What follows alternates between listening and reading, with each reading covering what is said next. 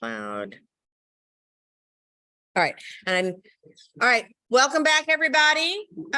We are going to start our next session. I'm going to let you do it. I'm just going to let you do it. Hey, Joel. All right. I'm distinctly honored to introduce my classmate from Yeshiva University, Joel Poremba. He is a business attorney with 25 years of litigation experience in both state and federal courts. He's a graduate of Western State University College of Law. He attended UC San Diego, where he did his bachelor's in political science.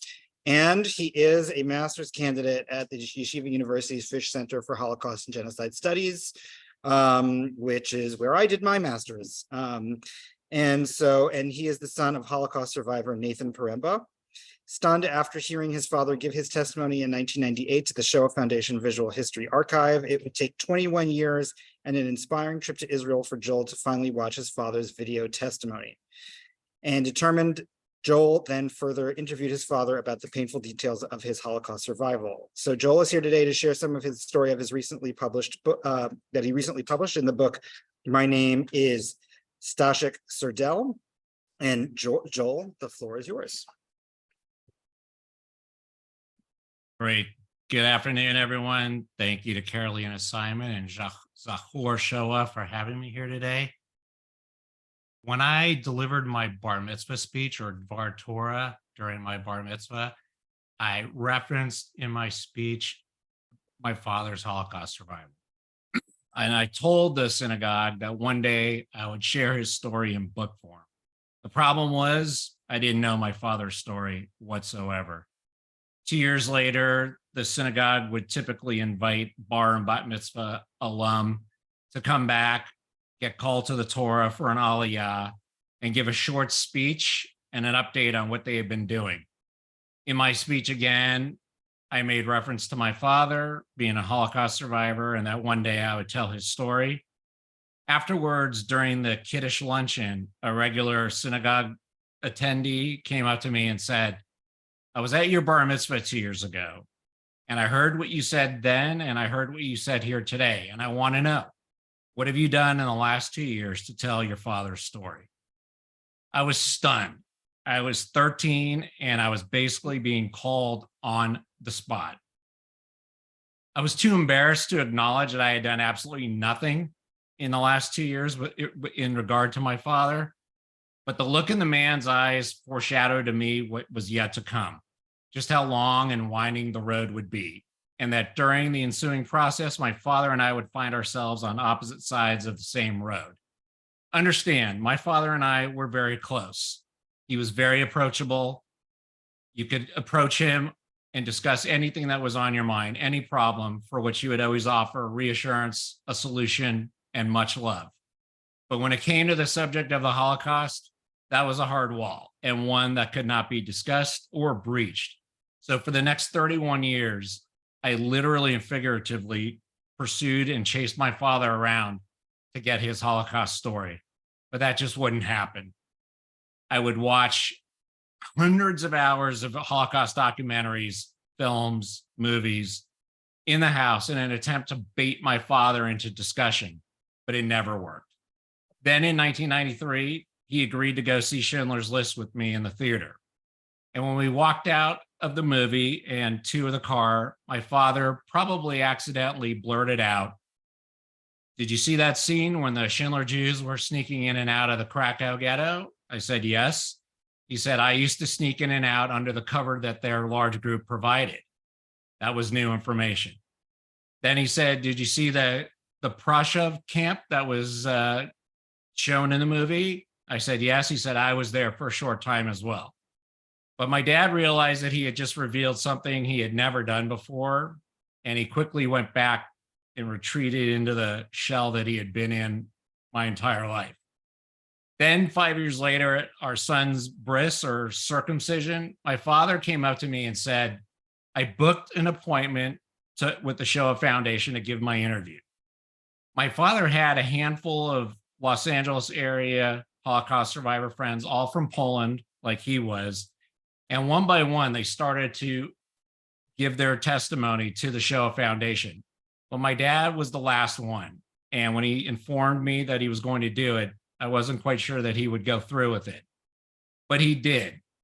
And fortunately for him, the process, which lasted over 7 hours in our house, 4 of which was captured on video, liberated him. But it had the opposite effect on me.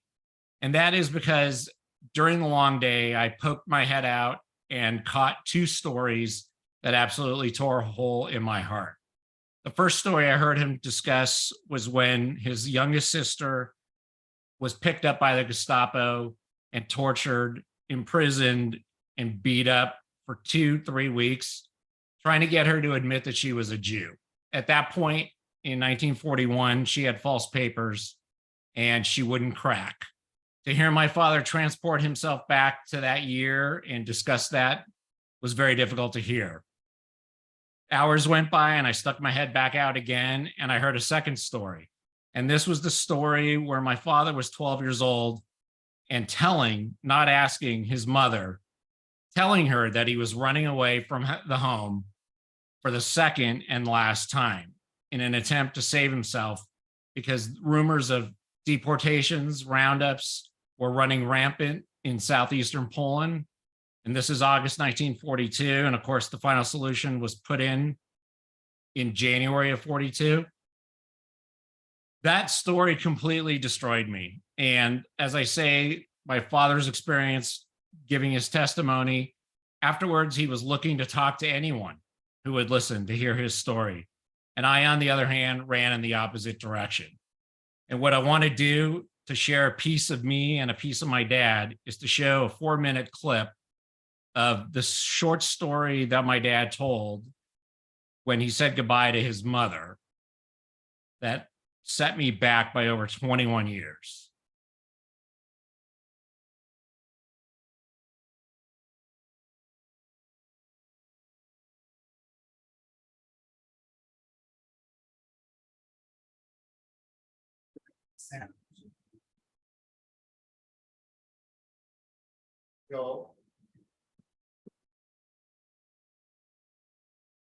Joel, we're not getting any sound.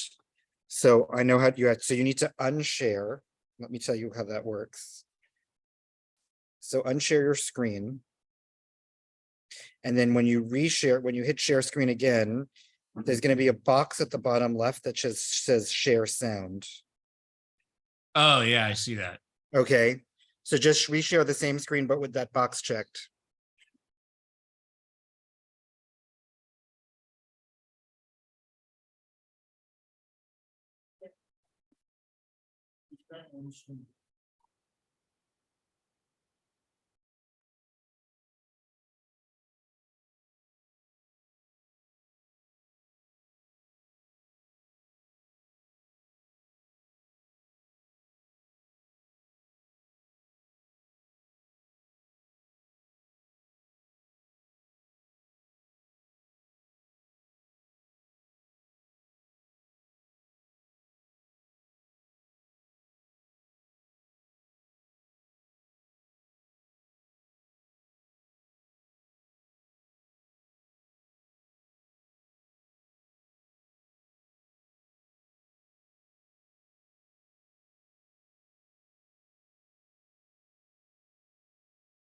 All right.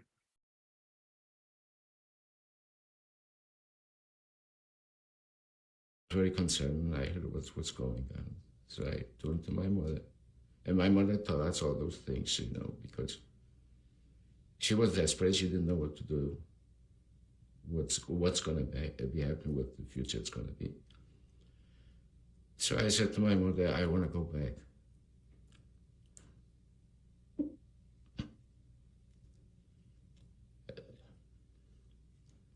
I said to her, I want to live.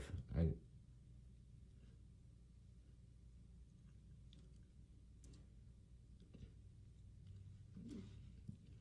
said, I want to live. I don't want to die. I want to go back.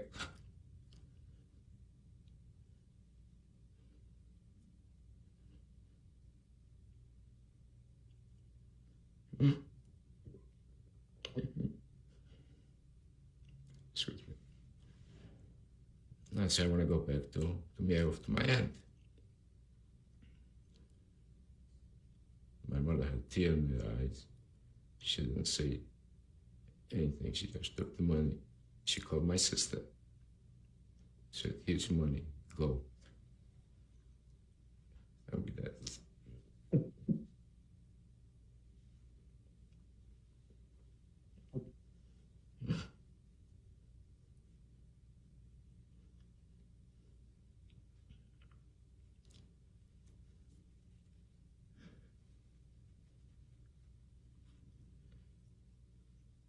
Take anything with you, anything of value? Personal?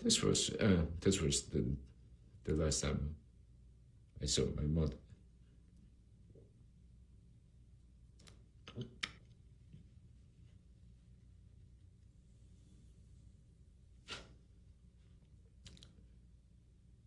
No, we didn't take nothing. We didn't even take any clothes. We didn't take nothing at all, except my mother gave me my father's watch. And she gave him some money to buy the ticket, and that's it. And we went to the station. Nobody stopped us, like the Christians. We bought a ticket, we went to Krakow. Krakow, we have to stay on the station. We waited for another train to come in. As we came into we waited for another train to come in. Another train pulled in, a freight train, loaded with people.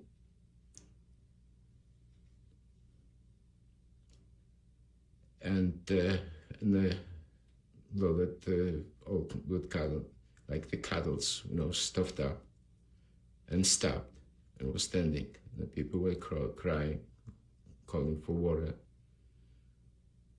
and calling help. Water, everybody wanted.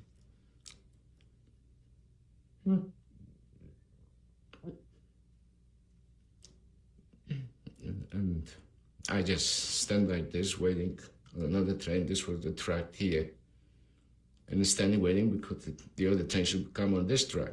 Behind me, just helpless, standing and just seeing those people crying. I don't know where the train went, but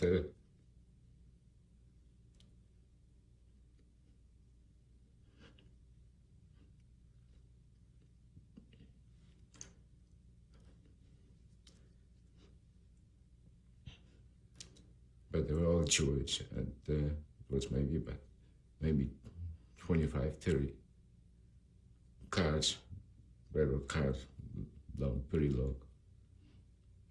And then the train arrived.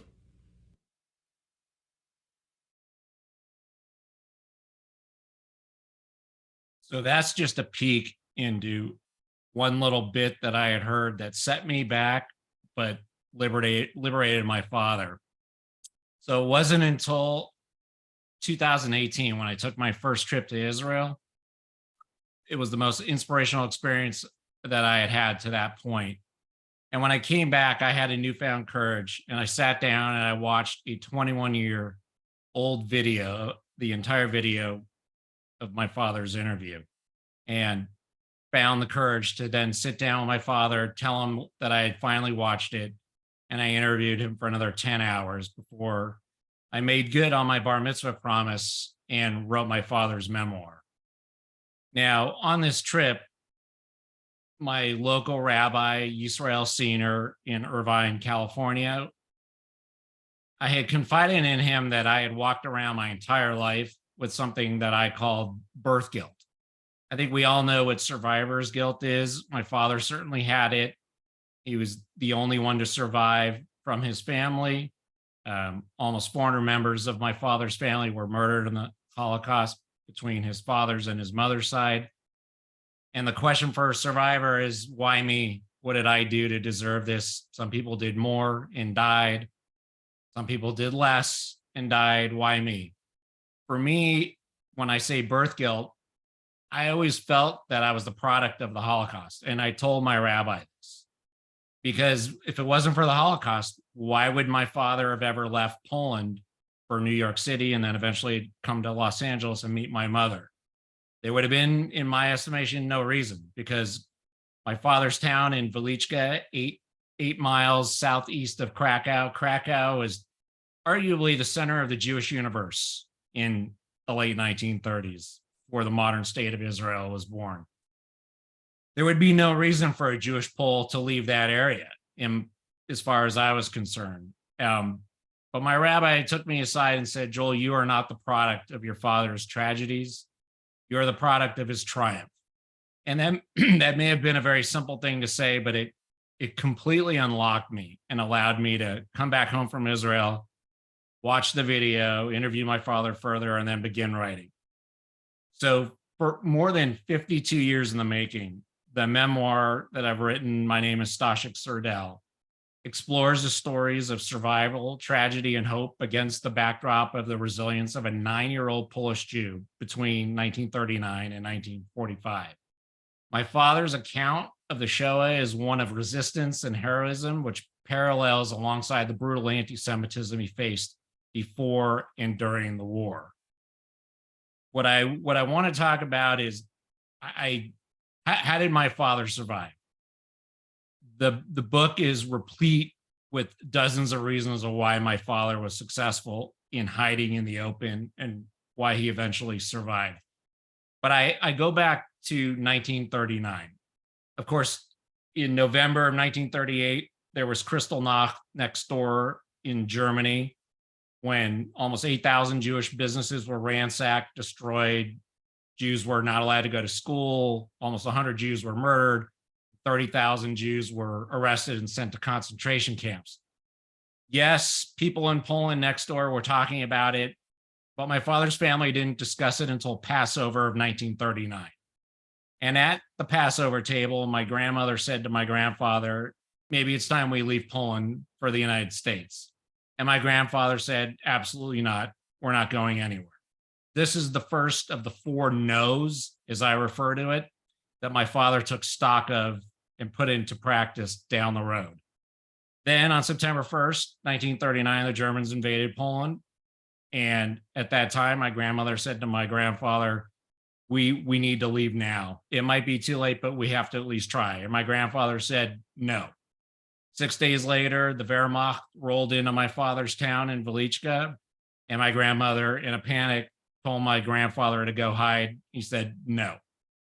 The 4th no came about 5 days later, when the Germans, with the help of a Polish municipal worker and Polish neighbors, rounded up 32 Jewish men, one of which was my grandfather, took them out to a forest, lined them up, and shot and killed all of them. Before that occurred, when the roundup was underway, my grandmother had caught word of it and warned my grandfather to leave the house immediately and go hide. And for the 4th time, he said, no, I am not afraid of the Germans. I am not leaving my home. Inevitably, my grandfather paid for it with his life by saying no 4 times. But it's something my father never forgot.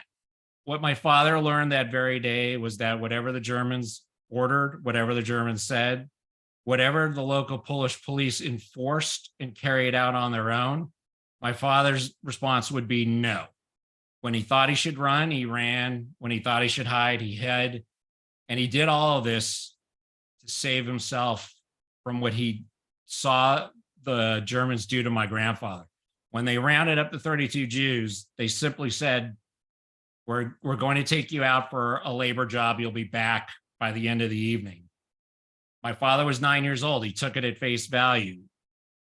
The Holocaust technically hadn't started on September 12th, 1939. No one knew what lay around the corner. So when my father heard that, he believed that his father would be back by dusk. And when they found out that all 32 men had been gunned down, my father knew right away, whatever is told, whatever is ordered, he will do the opposite. From that point forward, my father tested his boundaries. He refused to wear the Jewish Star of David armband, which became compulsory in November of 39. My father was able to get away with it because Krakow Jews were fleeing south and my dad's town became overcrowded. My father was small and underweight for his age. He had light blonde hair, blue eyes, and fair skin, unlike his sisters. And he didn't stick out. So he refused to wear the armband, and he was never seen or stopped. As a result of that, he illegally shopped for food for the family. And when the Poles would come around banging on the door looking for men and even boys to help build the Plaszow labor camp nearby that was featured in Schindler's List, my father would always slip out the back of the house, run away, and not come back for days. He simply wouldn't trust anything that the Poles or the Germans asked or ordered. In speaking to educators here today, I want to say this: when you teach the Holocaust, how are you going to connect with your students? And I would argue it's a mistake to introduce to your students Judaism through anti-Semitism. It's vital that you actually back up, take stock, and explain that Jews are not the sum total of our persecutions. I would also encourage you to teach the vibrant and rich cultures that existed before the Holocaust, Jewish history, religious traditions, and most importantly, Jewish values.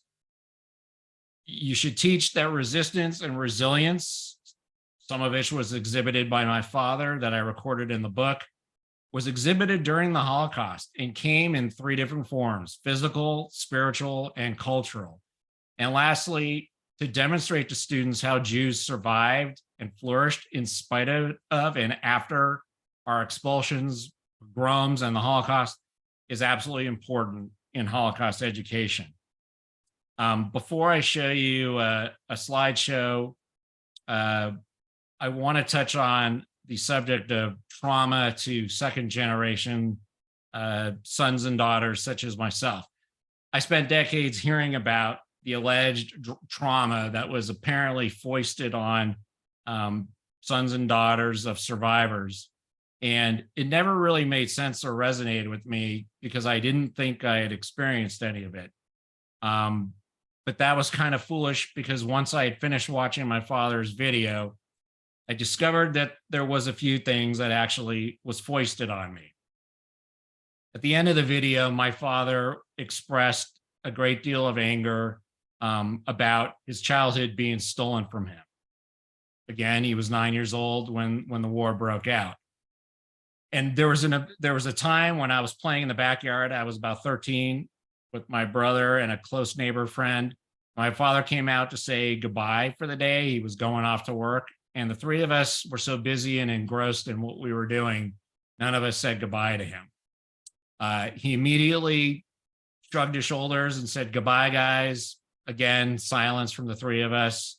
And a third time he said goodbye, and the 3 of us didn't respond.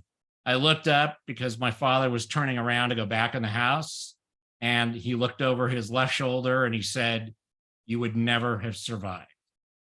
And at the time, I figured, well, this is sort of what you get for ignoring your father when he says goodbye, I'm going to work. But it wasn't until 10, 15 years later that I started to question, did the punishment really fit the crime? Did ignoring my father, what seemed like a routine goodbye, I'm going to work type of day, did that really warrant being told you would never survive like I could? Couldn't understand it, really didn't dwell on it until I saw his interview where he said that his childhood was stolen from him the day that his father was murdered when he was 9. A lot of things started adding up after that. And when I interviewed my father, we didn't discuss any of this because I didn't feel there was anything for my father to apologize for or anything for me to forgive. I had clarity in that I completely understood what was going on. Let me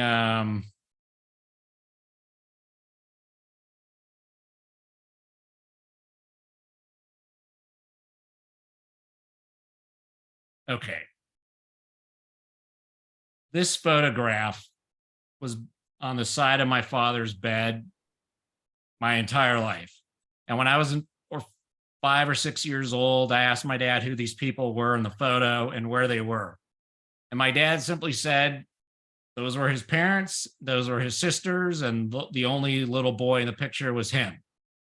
And when I asked where they were, he said, they were all killed in the Holocaust during World War II. I was 5 or 6, didn't really make much sense to me, but it's something I never forgot. That is Krakow on the map in southeastern Poland, and my dad's town 8 miles southeast of Krakow, which was essentially in the Krakow district. Wieliczka back then and till today is known for its famous salt mine. And this is the only photograph my father recovered that was pre-war, that actually showed normal Jewish life. It's a wedding that he didn't recall whose it was, but in the photo are 2 of his oldest sisters and his 2 parents on the left. Over here. This is the town square in Wieliczka. And the reason I'm showing it to you is between September 7th and the 11th, the Wehrmacht was doing its anti-Semitic roundups and humiliating exercises. And if you look at this photograph, you see about 43 Jewish men, none of which are my grandfather, by the way, lined up. But when you look a little closer, what's behind the Jewish men is the entire Wehrmacht unit, truck, equipment, and men that I'm highlighting. And the second arrow is an SS officer. And when I blow that up on my computer screen at home, you can see the SS insignia on it. These types of events went on for these 4 to 5 days in Wieliczka, where they would summon the Jews to the center square to sweep a dirty road, which made absolutely no sense considering the task was impossible to perform. It was more an exercise of humiliating them in front of their Polish neighbors that they rounded up and invited to watch. And when I asked my father about this photograph, I asked him what the buckets were for. He said that they were making Jewish men pick up the horse dung and either put it in the buckets or in their pockets. And during this time, they were cutting the religious side curls off of Jewish men's heads. This is a photograph of that. However, on the 12th, and what had been going on in the 4 to 5 days prior, was a local municipal worker, a Pole, had been working with the Germans to put together a list of the remaining Jewish men in the town, of which there were only 32. On that day, the Germans were going door to door with my father's Polish neighbors looking to locate the head of household. And when you zoom in a little closer, you can see this is probably a Gestapo man keeping order as the Poles look on and have a laugh. Here's another Orthodox Jew being brought in. When I was at Yad Vashem last June, I had been there once prior in 2018. And in 2018, I didn't notice that the most consequential photo in my book, the one I just showed you, is actually on the wall. So when I was back 4 years later, it was in a section where they had Jews in forced labor, and I recognized it immediately. However, when I looked at the plaque, I knew that this was incorrect, and I'm currently working with Yad Vashem to get this changed. With respect to the photograph I showed you where my grandfather was brought after that photo was snapped, this was not an exercise in forced labor. The other photographs in this area clearly show Jews shoveling snow and coal and digging ditches that they would be shot and thrown into. But what was going on in my father's town was for 4 or 5 days, I showed you photographs of Jews being asked to put boulders in wheelbarrows and just for exercise and humiliation, go up and down with these stones for serving no purpose. But what was going on was the Poles and the Germans were putting together a list, and they were buying time to have that list, which they had on the 12th. These are the 3 ghettos that my father snuck in and out of for the first 3 years of the war. And again, my dad is 9 to 12 years old while he's doing this alone without help. My dad was in the Miehov, the Bochnia, and then the Krakow ghettos. This is the route that my father took from age 10 to 12, sneaking in and out of the Miehov ghetto, the Bochnia ghetto, and eventually the Krakow ghetto. My father sensed that deportations were real. These were rumors, but my rumors back in Poland about deportations were based on eyewitness facts, things that people had seen, and that's what was going around town. My dad, as a little boy, felt suffocated and did not want to wait to see what his fate would be by staying home. On the other hand, my grandmother and my dad's 4 sisters, there was no way my grandmother could just walk out of the house with 5 kids without being stopped. Anytime a woman would be looking like she was traveling with her family, you would have been taken, either shot right away or put on a train to a death camp. So my father's best chance was to go it alone. And he did, as a little boy, sneaking in and out of these ghettos in order to find food and have shelter.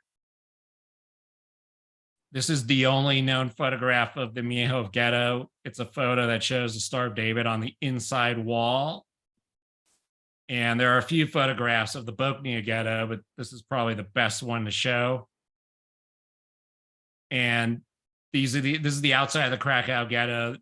This photograph, this scene was actually filmed and shown in Schindler's List, the very gates that my father would sneak in and out of under the cover of the Schindler Jews. There was an incident where my father came across false papers, and hence the name of the book, Stashik Serdel. When the walls were closing in, my father left the Miehov, the Bochnia, and the Krakow ghettos right before they were liquidated and Jews were sent to death camps. How my father knew when and how to leave is beyond me, but he did what he did. And he wound up with false papers, and he escaped to a farm up in Babice, which is north of Krakow, where he pretended he was a Christian Pole and provided free slave labor on a farm for the last 3 years of the war. But there was an incident that I talk about in a chapter of my book where my father was sent to Bergen-Belsen briefly and then to the Plaszow camp that was featured in the film. There was a nearby fortress near the farm that my father was working at, and it was constituted by German soldiers. It had formerly been a World War I fort for the Germans. My father had to bring dairy products up the road to the Germans on a daily basis for the last 3 years of the war, pretending all the while that he was not Jewish. These are the actual deportation orders that were posted in my father's town the day before the deportation. And in English, I want to draw your attention to the first boxed set, 2, 3, and 4. These are mistruths and in an attempt by the Germans to pacify the Jewish population so there would be no resistance. For example, number 2, it says, if you have a passport and you're a wife with children, you won't be deported. And in number 3, if you're sick and in a hospital, you won't be deported. And number 4, make sure you bring a bag of luggage with you. They all give false hope in an attempt to get Jews not to resist. And as we later learned, women with their children were deported. They were the number 1 target of deportations. Men were usually sent to labor camps. And in number 3, that was a lie, because the Germans ended up emptying the local hospital and shooting all the Jews in the nearby forest. And in number 6, 7, and 8, they're basically saying, if you do resist, we will kill you. This is the train station in my father's town from which Jews were deported to the death camp Belzec. And that's a postcard that I found.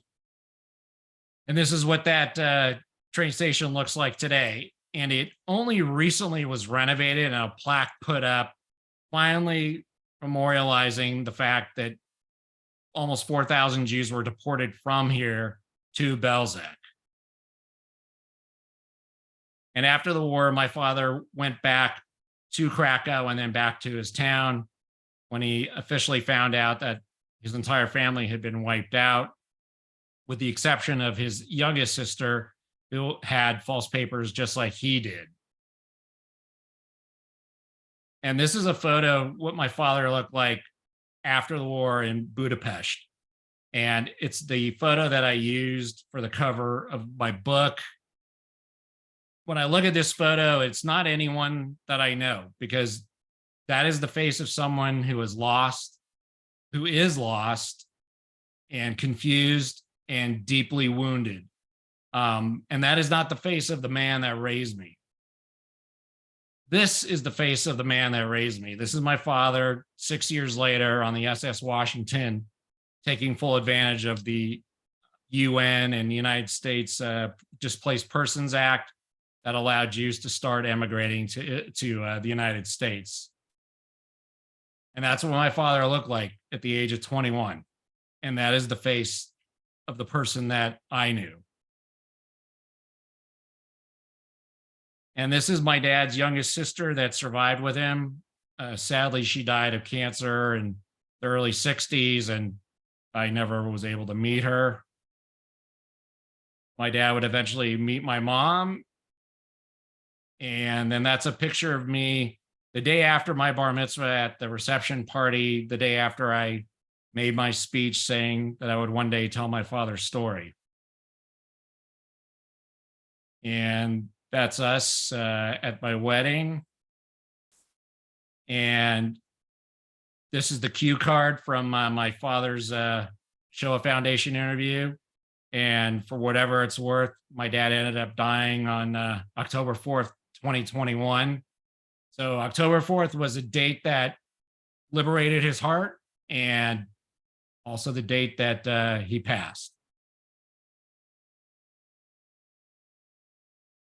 And they interviewed the rest of our family after my dad was done.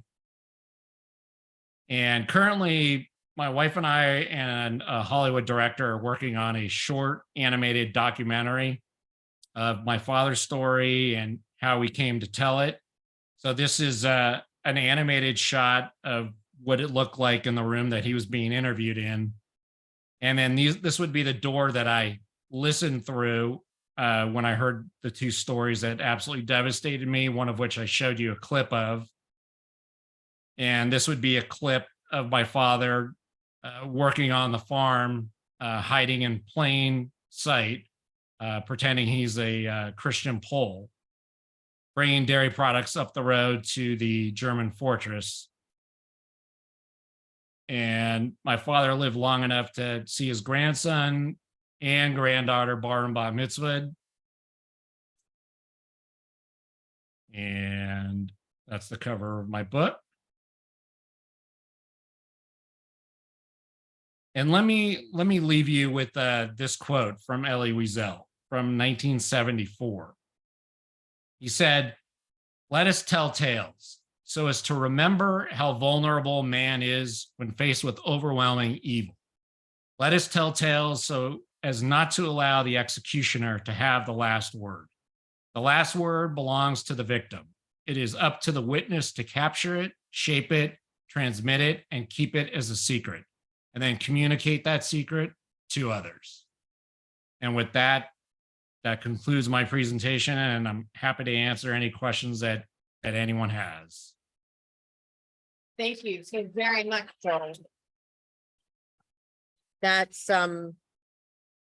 was really remarkable, and I personally, and I'm sure that a lot of our educators really look forward to the release of the short animated film to go with the book. I know that from a teaching perspective, that's a wonderful teaching resource to be able to have a book and then have a visual to go with it. So looking forward to that. I'm going to open up the Q&A. I don't want to monopolize. So I'm going to first ask if anyone has any questions for Joel. Yeah, Lisa. How did you process after seeing your dad's interview? How did you work through all of that? Like, this may be too personal, but did you need other people to help you process what you had just learned after not knowing it for so long? Can you hear her? Yeah, I think I got the gist of it. I spent the entire epilogue of the book explaining how I got to this point.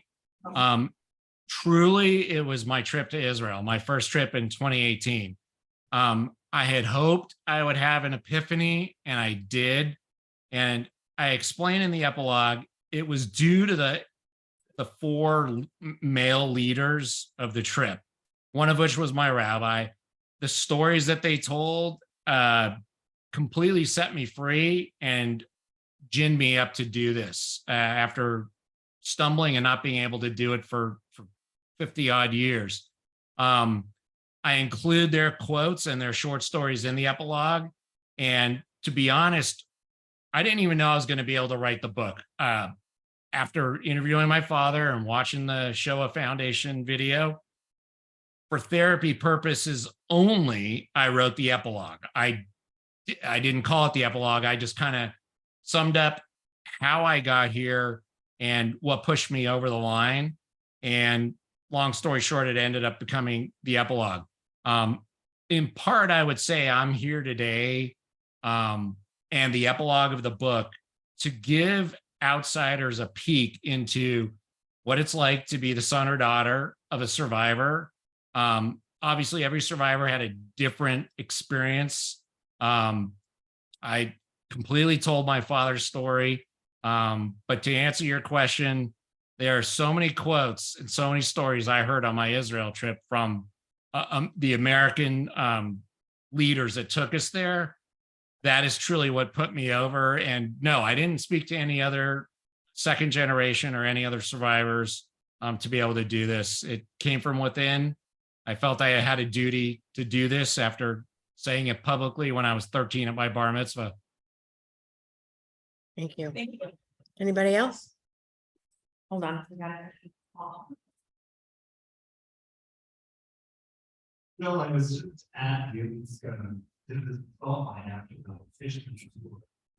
I'm wondering if you've ever actually been back to Gilman's, actually things, things for your father was, she went to that farm for the board. And if you have, were you able to more of the story if you didn't go, why did you go? I actually couldn't, it was cutting out. Carolina, are you able to summarize? Well, I'm over again. Oh, that was a good idea. Look closer.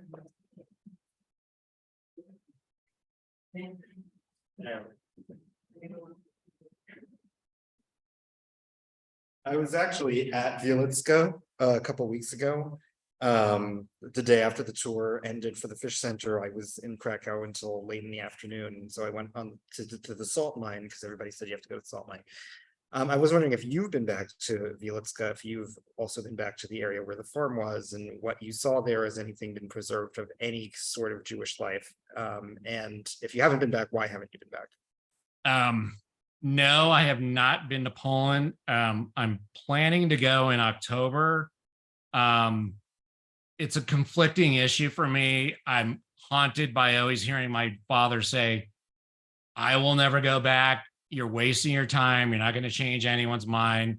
There's anti-Semitic and in denial as much today as they were in 1939, 1945.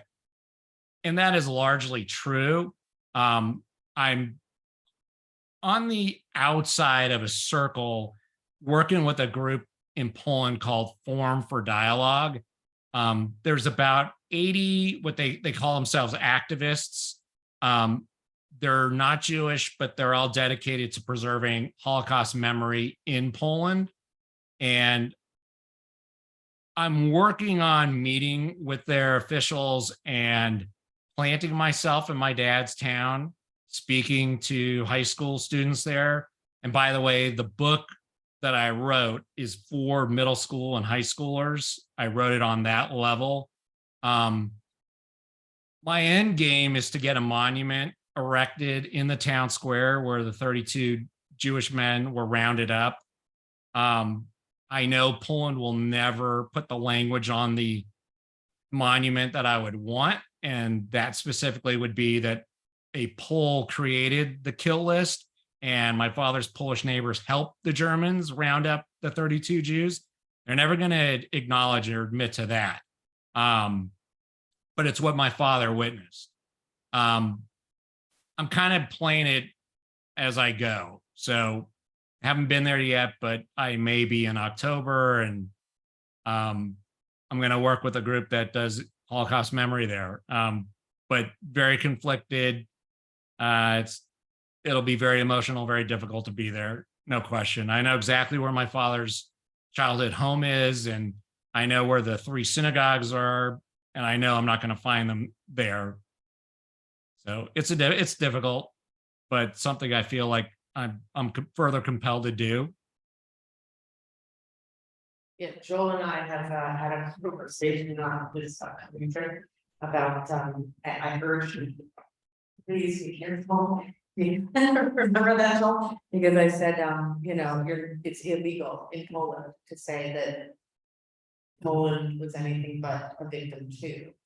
And so I'm like, please don't think Yeah, ironically, I have an entire chapter after I've told my father's story, the very last chapter, I talk about Poland's whitewashing of the Holocaust and their complicity. And my book's been accepted into the famous Poland Jewish History Museum in Warsaw. It's in English. I don't think anyone there knows what it says.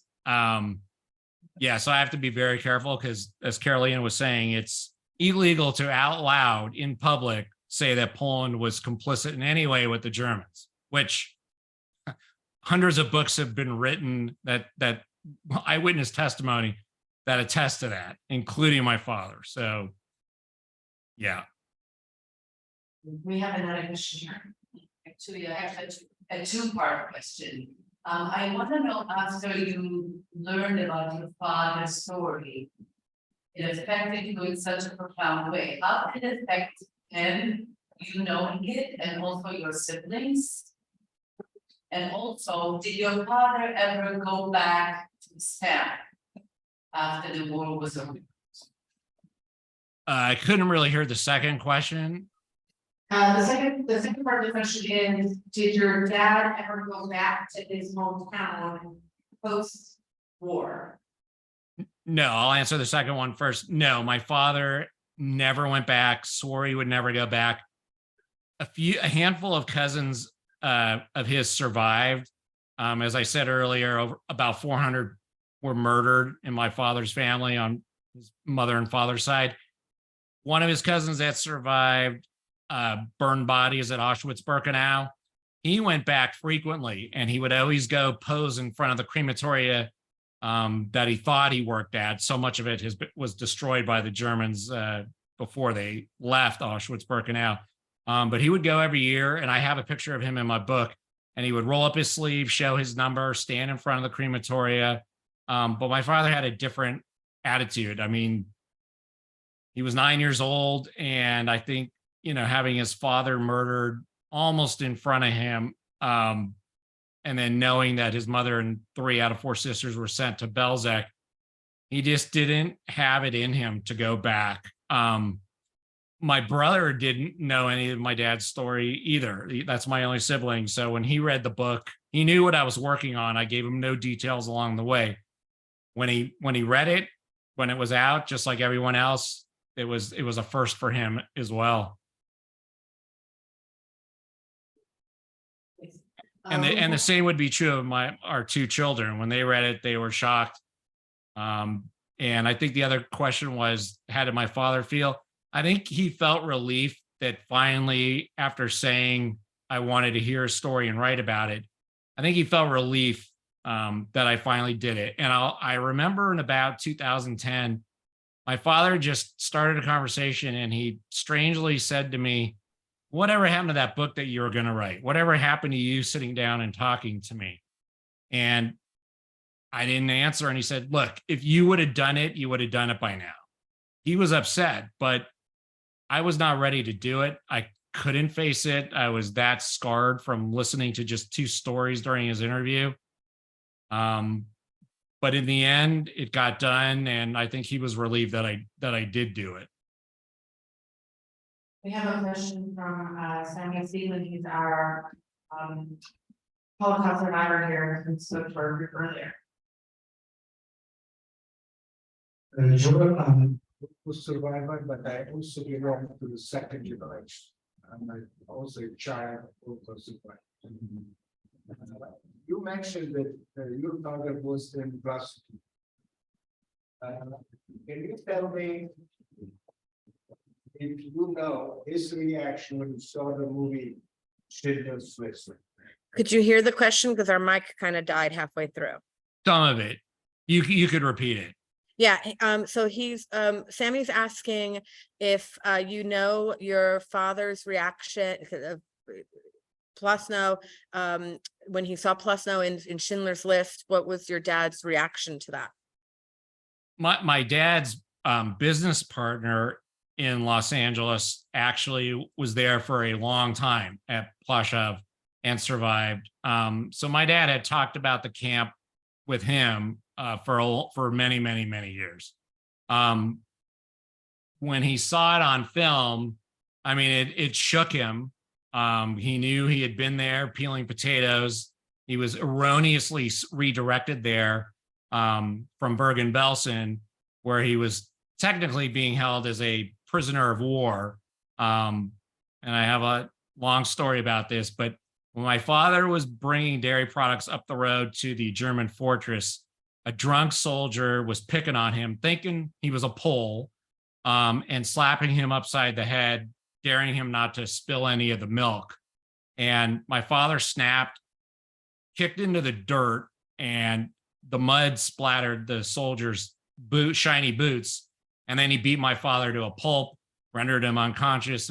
Next thing my dad knows, he wakes up, he's on a train flat on his back that's headed to Bergen-Belsen because he technically assaulted a German soldier. That's how the farmer then had no one working on the farm for him. So he went and complained, and they secured his release after a couple of weeks. And then he was mistakenly dropped off at Plaszow instead of making his way back to the farm in Bibica. But yeah, he knew who Alman Girth was, but he was segregated from the Jews. And what I left out for my presentation, and it's a major theme in the book, is for 6 years, my father's hiding in plain sight, pretending he's not Jewish. And when he was in the 2 camps, he had already had enough practice pretending like he didn't have any emotion, any feeling for seeing Jews suffer. I showed the clip of my father for the first time seeing what was a death train going to either Treblinka or Belzec, but him not knowing where they were going, other than calling out for help and for water. That scene was replayed several times during the war as my father was sneaking around, pretending he could get on a train and purchase a ticket, which was illegal for a Jew to do in Nazi-occupied Poland. So my father had all this practice of seeing these horrors and not reacting, as difficult as that was. But my father ended up seeing packed cattle cars at train stations multiple times. And eventually he would see them spray painted with the names Auschwitz, Treblinka, and Belzec. And he had no idea what those places were or where they were, but it wasn't something he ever forgot.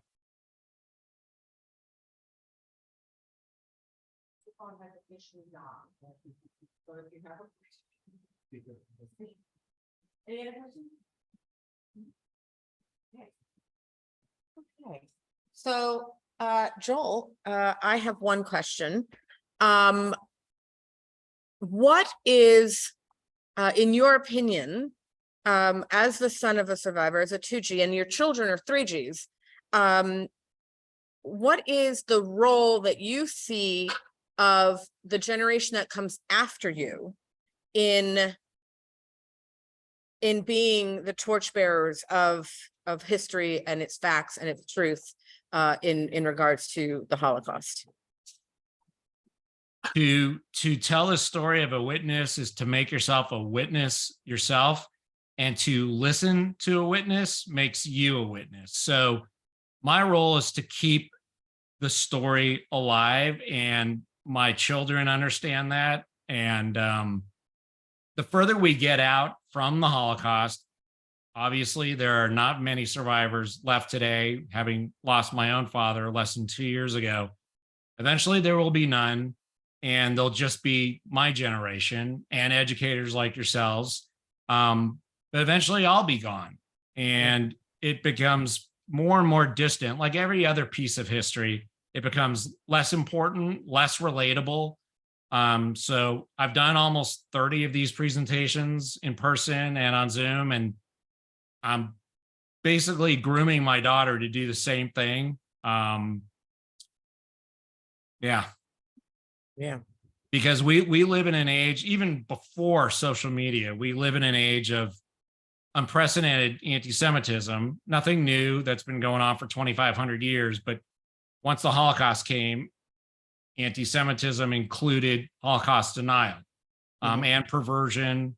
And with social media, it's just gone to incredible heights. And you could say that about any issue, but one that deeply affects all of us is the Holocaust. So I'm out there as a sword and a shield against and for it. So Yeah, I mean, I was just saying earlier how we really need to, as educators, start relying much more heavily on the primary sources that are memoirs and things like that. So the fact that you wrote this book about your father's survival story is crucial to the teacher, to the educator, to be able to continue telling truth. Because once we don't have firsthand accounts that can be on Zoom or be in person with us, that Holocaust denial and distortion, I expect to go even higher, to really skyrocket, because we won't have people around to say, wait a minute, this happened to me.